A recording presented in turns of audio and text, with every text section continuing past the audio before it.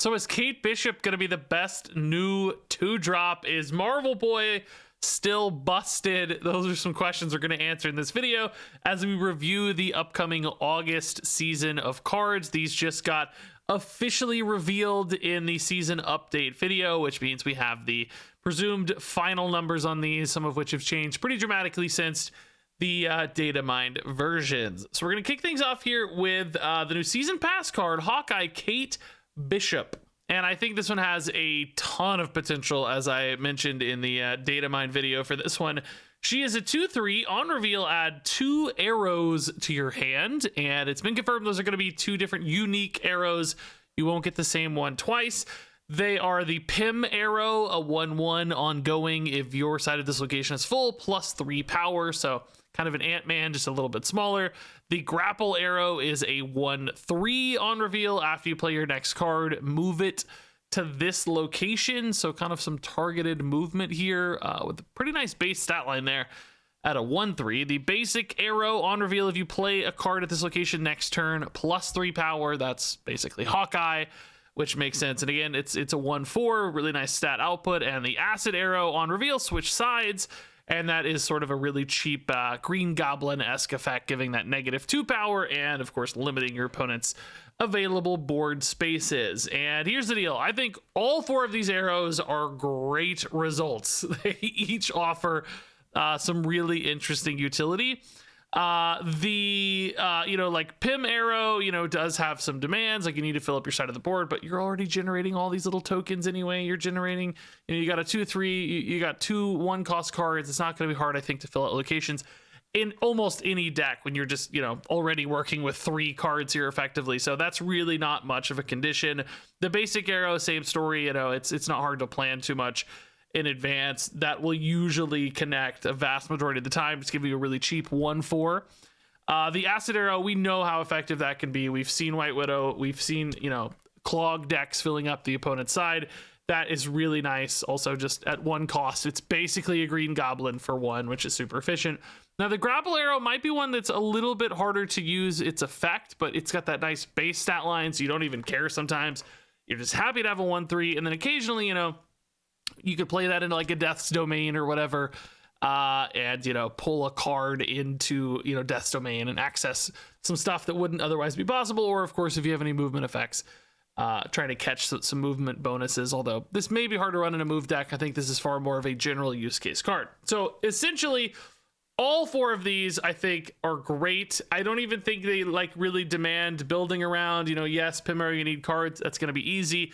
Acid arrow, yes, might fit well in a clog deck, but it's always going to be useful. It's just -2 power sometimes, and any given matchup, you're going to find moments where that still locks out your opponent from good choices because of that clog aspect, even if you're not built for it necessarily.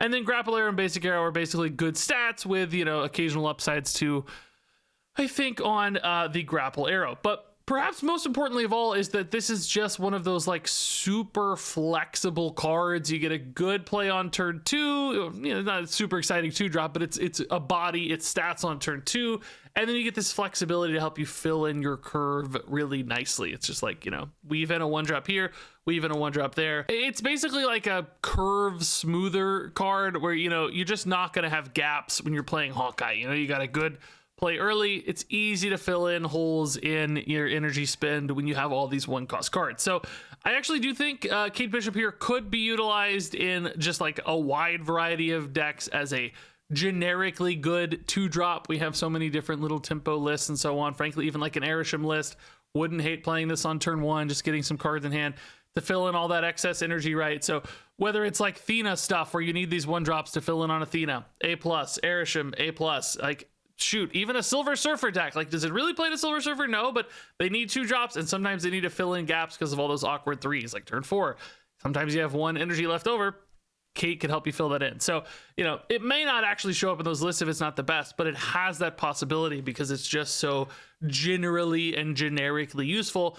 This kind of feels like a Jeff sort of card that just goes into anything as that spot fill when you need a curve play, because this is really the ultimate curve play. On top of that, I think you could actually force this into something like a zoo deck as well when you're generating all of these 1-drops.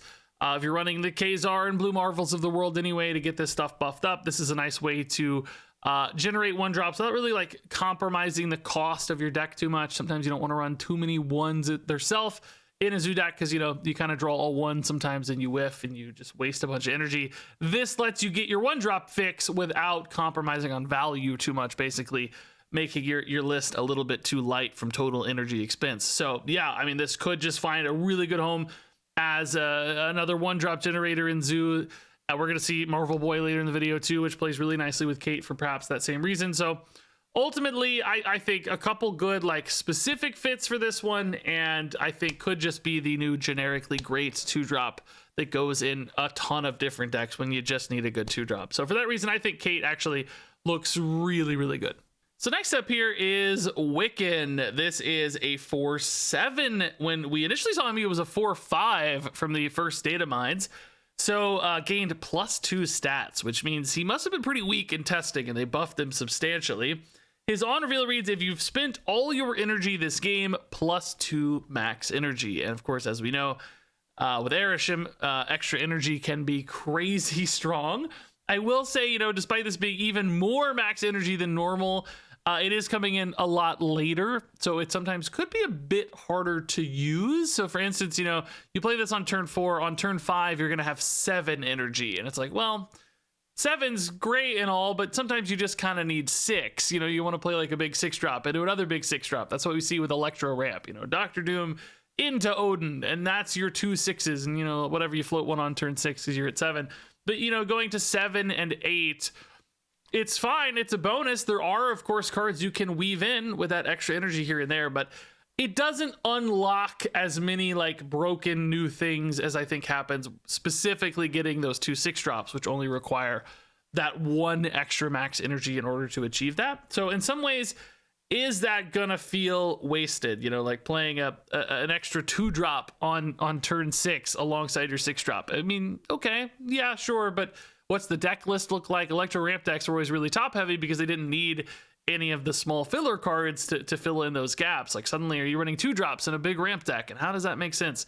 If you have too many of those, you hit your 6s and your big payoffs consistently enough. There's just something about the construction there and having like too much extra energy. Of course, you know, cards like Sunspot could come in and fill in those gaps a little bit, but we're also going to take a look at another card, which you may remember from the data mine video before. Speed. This one gains as you spend all of your energy, which these definitely have, you know, a synergy of sorts. These both care about spending all of your energy, but then, you know, you want to keep spending all of your energy here with speed. And if you've got like 8 energy on turn 6, that might be hard to do sometimes with Wiccan, because if you don't hit exactly the right cards, it could be tough to get all of that energy filled out. So ultimately, you know, a big energy gain late to me doesn't actually feel as useful as a smaller energy gain earlier. And of course, Erishim has kind of proved that model. As we know, having the extra energy from turn 1 can really add up to some strong early game plays, and just, you know, cheating things out earlier than they're supposed to. Like, you know, the classic examples of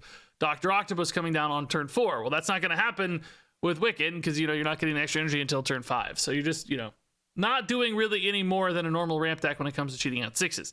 Now, on top of that, of course, is the conditionality here. I'm a little bit nervous about the conditionality because if you don't hit your curve, your Wiccan is just totally dead. Now, we know, you know, we have Quicksilver, we have Domino, so you can hit a 1 and a 2 guaranteed if you build your deck for it. Now, the sad news there is that you're playing Quicksilver and Domino. So, you know, you do kind of have just bad cards that you're not really excited to play. So that's already kind of a downside if you're going for that side of the guarantee.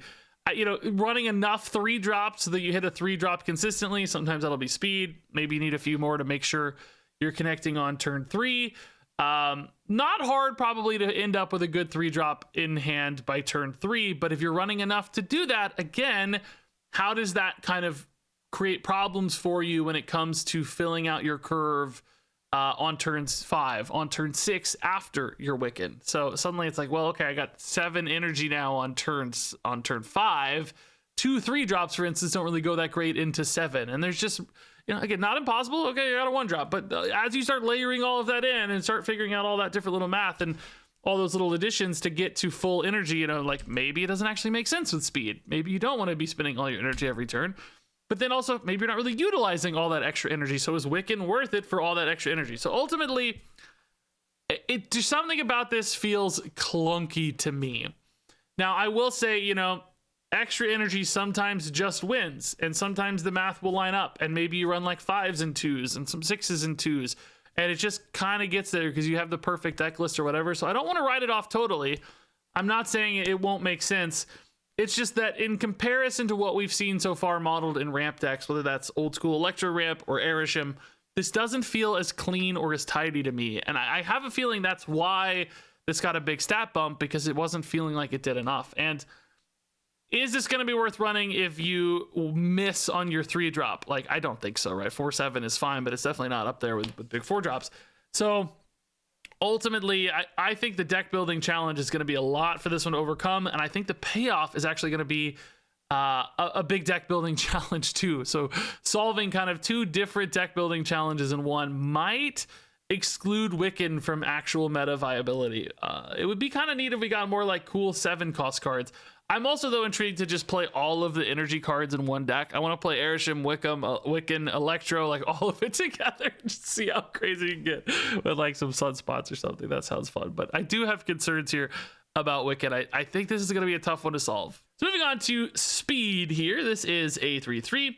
Ongoing +1 power for each turn in which you spent all your energy. So we just talked about Wiccan, of course, having that same sort of conditionality. I will say one nice thing about speed is that it's not all or nothing. You know, Wiccan, if you missed when you get to that turn 4 for your Wiccan, then you missed and he just completely fails. Speed, of course, if you miss a turn here and there, it's not the end of the world. He's still going to get some buff, just not as much. And of course, ideally in a 6-turn game, if you hit all 6 turns on curve completely, this is going to gain +6, making him effectively a 3/9, which is pretty big for a 3-drop. Now, it's not like crazy big. You know, we see like Cassandra Novas in that like 3/7 range, even against normal decks and normal scenarios. You know, we've seen like Gladiators at 3/8. So obviously cards can get up to that 3/9 range for other 3-drops. So it's not like pushing the boundaries of 3-drops particularly high. And of course, I don't always think it's going to be a 3/9 either. There will just be instances, moments, the curve doesn't hit, locations do something weird, you know, and then you're looking at like a 3/7, a 3/8. You know, I think generally 3/6 to 3/7 will feel safe, even in a normal deck, for the record, not a deck where you're like trying to maximize your speed. So, you know, just toss them in a surfer deck or whatever, you're probably still going to end up with like a 3/7 in many, many instances. We kind of know this because of Red Hulk. We've all played against Red Hulks. In an average game for a deck that's not even trying to do this, usually a Red Hulk hits like 1 or 2 times if it's in hand early. Sometimes more, of course, but that means, you know, speed is missing basically 1 or 2 times for those same sorts of decks. So will he be worth it in an average random deck as a 3/7, for instance? I mean, that's not bad. It's not bad. It's just a little bit iffy. It's a little bit inconsistent. So do you need other bonus synergies here to make your speed worth it? So for instance, is it kind of an energy expense deck? You know, like does it require Wiccan and speed and Quicksilver and Domino? If that's the case, that makes me nervous. But there's also, you know, Silver Surfer is a possibility for this as well. Although Surfer can be particularly clunky from a curve standpoint, because that turn 4 can be weird. If they miss like their 1 or their 2, it can be a little weird. So it's like, Surfer's pretty shaky without some tweaks. There's also ongoing decks. I think there's a possibility there where this is just like a good solid 3-drop for ongoing decks. Sometimes they demand like, you know, cross synergies for their 3-drop. Sometimes that's like a Captain America. It's been like Jean Grey or Punisher as of late, as well as an angle to go. But this might be a little bit more of a standalone option. That said, of course, those aren't really at the top of the meta either. So speed looks a little challenged here as far as like finding a good deck for it. I think there's a few possibilities, but he doesn't really jump out as perfect for any of those. And I'm not super convinced that the kind of, you know, full energy expense ramp thing necessarily needs a speed either. Even if you do hit that like perfect curve, Quicksilver, Domino, speed, Wiccan, I don't think you're in that great of a spot. Like, you know, you've done okay and then speed falls off. So this is a cool mechanic. I really like the idea of this mechanic a lot. I will also just make a quick note in case I don't think I mentioned this before, but remember that Sunspot doesn't solve this problem. Sunspot isn't like using the energy and then, you know, protecting your speed. Sunspot is specifically referencing that unspent energy. So It's not like a saving grace, you know. It can be kind of a hedge of sorts, I guess. Like, oh, if I miss, at least my Sunspot gets buffed. But ultimately, not like they don't actually kind of go together as clearly as you might think. Sunspot's not coming in to save the day and using up your entire turn. So, you know, I don't know, man. This is a fun idea. I just think, again, perhaps less so than Wiccan. Wiccan's like really niche feeling. This also, though, feels a little bit limited in its applications, and I don't know that that base power is going to feel solid enough for most decks when options like Cassandra Nova exist that can also just be generically high powered, but also, you know, have that impact of debuffing the opponent's card to give it more upside, and then occasionally, you know, the crazy tech answers to Airship, Thanos, etc., to push it to that even next level. So for me, just coming up again a little bit short. So moving on to Marvel Boy, this one got a crazy change since we first looked at it in the data mines. I teased that this was one of the most broken cards I'd ever seen in the data mines. It had to be nerfed. Like, there was no way it was going to hit at that level. And I was right. They basically cut the power of this in half from its effect and also reduced its numerical power as well. So it went from a 3-3 down to a 3-2. But also, it used to read, after each turn, give 3 of your 1-cost cards +2 power. That has now been cut down to +1 powers. They halved the effect and nerfed its stats to boot, which is kind of crazy because it was just so absurdly broken. And I actually still think this card's pretty intriguing. You know, we talked about the classic example before. You play a Squirrel Girl on turn 1. You play a Marvel Boy on turn 3. That's really quite strong. Turn 3, this is already going to hit. So turn 3, 4, 5, and 6, you're getting buffs here off your Marvel Boy. Theoretically, he's giving +3 each time. That's +12 in total output here for your Marvel Boy. On a 3-drop, he's a 2 himself. That's 14 total points of effective output on a single card. Also keep a note, you know, we've got things like Kate Bishop generating 1-drops. You got Thanos decks, which are running a lot of 1-drops thanks to the stones. So, you know, it's not necessarily just a Squirrel Girl Zoo kind of world where Marvel Boy makes sense. There are also other possibilities for this one. Even a deck that's just like running a few good ones might take a look at this. You don't need that many hits to make this feel on rate for a 3-cost card. You know, we talked about kind of 3-9 is the range. You know, you get 6 hits on this, which is basically 2 turns of Marvel Boy connecting on 1-drops. That's already a 3-8 in its effective output. So he's competing with other 3-drops pretty quickly with just a couple turns. Basically, he doesn't need to hit. So if you only have like 2 1-drops to get hit on turn 3, play another one on turn 4 or whatever. You're already kind of where you need to be for this card to feel competitive in that 3-drop slot. And then occasionally, of course, you'll have all 3 early and just completely go nuts, pushing this up to that kind of 314 total output. So yeah, ultimately this looks like another good engine of sorts for Zoo style decks. You know, in the vein of Kazar and Blue Marvel, you go wide, and your Marvel Boy here can add a lot of nice power output. It's also maybe a little bit harder to answer. You know, this doesn't happen often, but obviously if you slam Kazars, they're a little bit exposed to Enchantress or Rogue or whatever. Since this is distributing the stats presumably into multiple spots, kind of spread across the board, this doesn't actually have an easy answer either. There's like Red Guardian that could remove the text from this, but perhaps a little bit difficult to answer Marvel Boy for a lot of decks. It's just kind of spreading things out in a safer way. You know, yeah, maybe one lane gets Shadow Kinged, but the other 2 are safe. Maybe you're not as exposed with all of your power buffs in a single spot against an Enchantress or Rogue or whatever. So, you know, it's just doing things in a little bit of a different direction. Still kind of plays nicely to things like Gilgamesh, for instance, because this will not always necessarily hit the same 1-drops if you have, 4 or 5 on board or whatever. Could spread the power out pretty nicely. You know, obviously, like always for any kind of plan, you're exposed to things like Killmonger, but there's Kyera to shore that up. So I don't know, man. It's pretty niche in its impact. You know, it's literally working through exactly 1-drops. Of course, you're only going to see 1-cost card decks running this, but maybe Kate, maybe Thanos, definitely Zoo, all feel like possibilities for this one. And although not as crazy broken as it was, I still think this card has a fair bit of potential.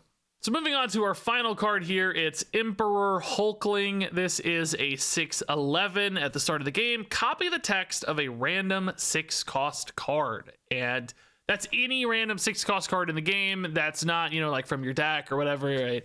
So it's a wide pool of results. And we're going to take a look at all the 6-drops that are in the pool here in a second. But I do just want to note before we do, take notice that this is a 6/11 at a base.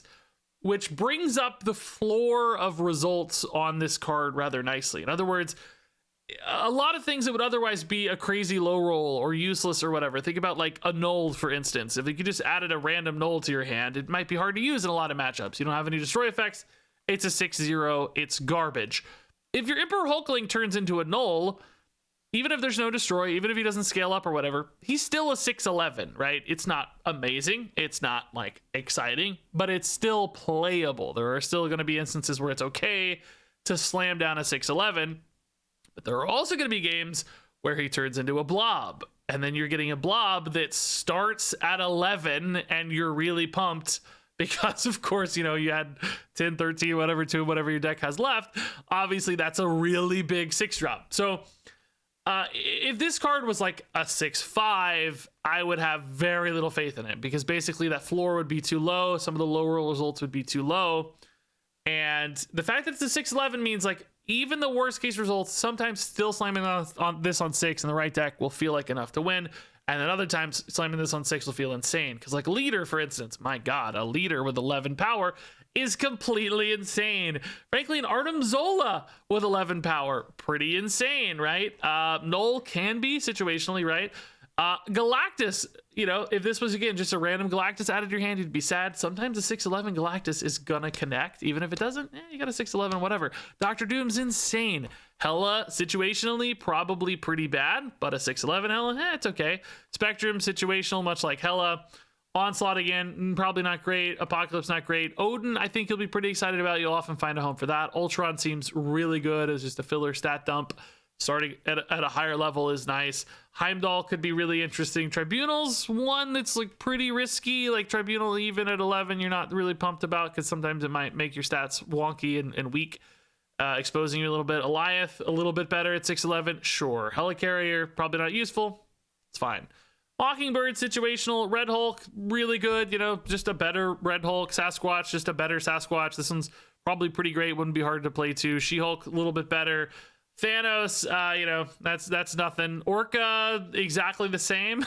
It's like Orca's not great, but yeah, it's fine. Scar, potentially exactly the same. You know, might be situational, but you know, not bad. You know, Hulk just objectively worse. Obviously, these are ranked by power output, so the end of the list here is going to feel a little worse than the top of the list. Magneto, though, still probably pretty good a lot of the time. Agatha, definitely the biggest risk. Some of the time, Agatha has been like out of the pool for these, like. I think Nick Fury historically has not generated Agathas, but I bet this card will. The reason Nick Fury didn't is because he got 3 6-drops and was like 3 times as likely to hit Agatha. This, I bet you still can. Giganto, bad. Destroyer, pretty bad. And Infinite, pretty bad. So, you know, looking at the bottom of this list, you know, I'd say cards that are like really detrimental are like Agatha and Destroyer. 2 just like completely unplayably terrible things. Agatha, probably the worst, like losing you the game often. Infinite, probably pretty unplayable too. So maybe, you know, let's say like 3, 4, 5 really, really bad results. My guess is what was like 4 or 5 things that were just, you know, just a 6/11, basically a Hulk, you know, Helicarrier, Hulk himself, sometimes Mockingbird, you know, sometimes, you know, Odin or Apocalypse or whatever, Onslaught, you know, there might be little moments those hook into something, but usually a little wacky. And then there are probably what, like 5 to 10 just insane results, like this whole, you know, 3 of the top 4 here, insane results. Doctor Doom's insane. Ultron's really, really good, I think.